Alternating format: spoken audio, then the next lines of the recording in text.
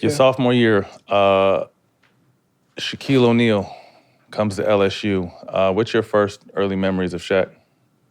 Gigantic guy, like in shape, confident, playful.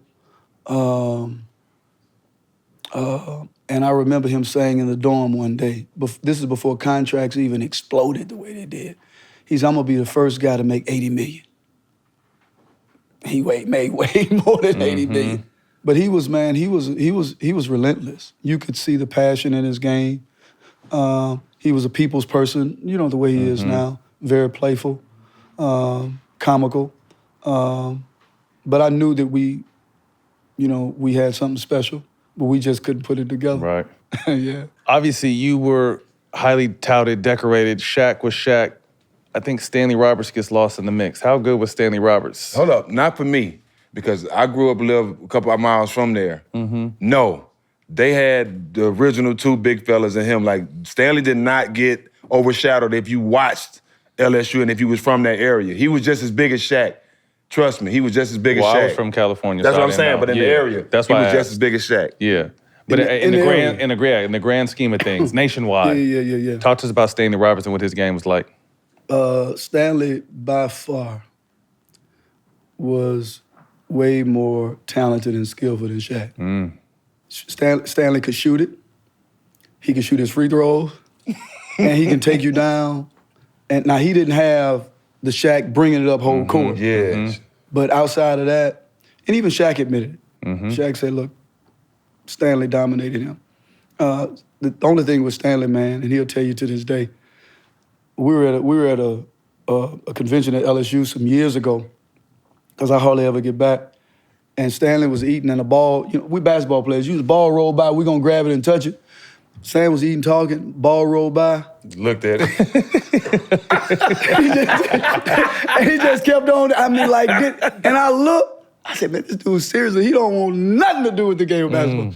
But that's just him. Even when he was playing, man, I had to, and I could beat this dude, but I had to sometimes piss him off.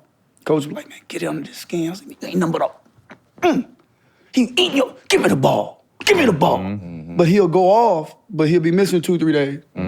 He'll just show you, I can do this, and then he won't. So he didn't have that discipline and that work ethic. And I remember telling him one summer, man, I said, Stan, I had tears in my eyes, man, I would talk to him, because I knew him. I said, Stanley, man, I said, man, if you just work hard, be consistent, I said, man, you can write your ticket, you can name your price. He looks at me, he said, man, at the time my name was Chris, he said, Chris, man, I appreciate you, man. He said, man, but he said, I ain't gonna listen. He said, I said, and I knew he was telling the truth. I said, it even, man, make my eyes water when I think about it. I said, man, this dude has so much, man, so much. Yeah. In the documentary, Shaq spoke to a particular performance where you had 40 points against Mississippi State on the road, Confederate flags in the stands, yelling, going crazy. He said that was the single greatest performance he's ever seen, playing with Kobe, playing in the league all these years. He said what you did in that game, he'll always remember as the greatest single performance. Talk to us about that game and just the environment when you're coming back home and it seems like your home is against you. Well, ain't no scene. Yeah, was. They were definitely against me. As soon as I walked out and they saw my feet coming out the tunnel, the man, boos they were started. Yeah. That was a great game. I wouldn't have thought that would be the game that he'd say.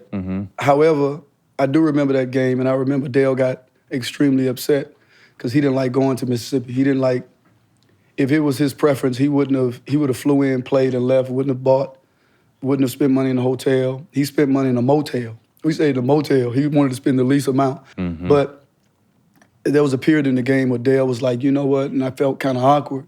He said, okay, y'all don't want to play? Come down and shoot it every time. And I'm like, I can't, I came down and I was playing, but if somebody's open, I got to give it to them. But I think, I don't know if we won that game, that particular game, but it was a stretch when I just took control and went off. And I'm definitely thinking that's what he's referring to. So it's good that he at least remembers it. Yeah.